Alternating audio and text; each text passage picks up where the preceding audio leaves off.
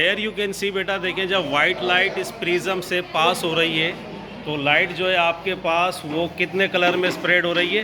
7 colours में। ये जो 7 कलर्स हमारे पास बन रहे हैं इसको हम क्या कहते हैं? स्पेक्ट्रम। और ये जो प्रोसेस है जिसमें वाइट लाइट प्रिज्म से पास होकर कितने कलर्स बना रही है हमारे पास, इस प्रोसेस को हम कहते हैं dispersion of light.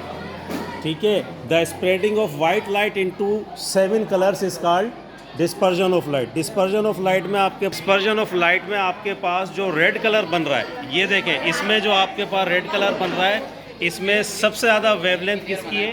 Red colour की। और सबसे कम जो इसके अंदर वेवलेंथ है वो किसकी होती है? वायलेट की। तो हमने इस प्रोसेस में क्या सीखा कि जब वाइट लाइट प्रिज्म से पास होती है तो ये स्प्रेड होती है कितने कलर्स के अंदर? 7 कलर्स के अंदर। ये जो 7 कलर्स आपके पास बन रहे हैं, इस बैंड ऑफ कलर को हम क्या कहते हैं? Spectrum.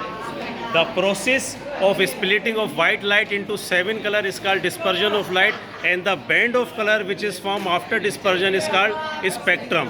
This spectrum in which the red light have a highest wavelength and violet has a least wavelength.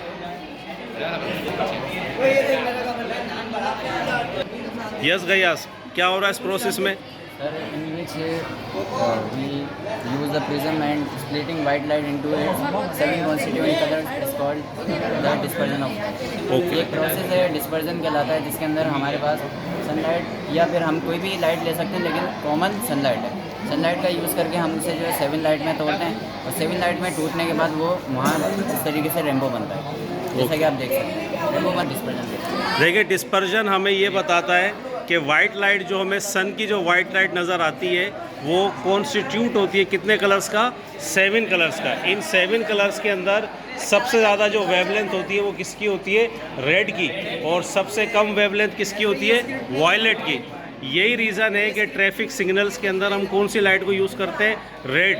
क्योंकि कितनी आपके पास मॉइस्चर हो उसमें भी रेड आपको नज़र आता है। ठीक है, तो हमारे पास इस एक्सपेरिमेंट में हम क्या सीखते हैं कि जब वाइट लाइट पास होती है प्रिज्म से तो वो स्प्लिट होती है कितने कलर्स के अंदर? 7 कलर्स में। ये जो 7 कलर्स आपके पास बन रहे हैं, इस बैंड ऑफ कलर को हम क्या कहते हैं? स्पेक्ट्रम। यही सेम प्रोसेस हमारे पास बारिश के बाद होता है।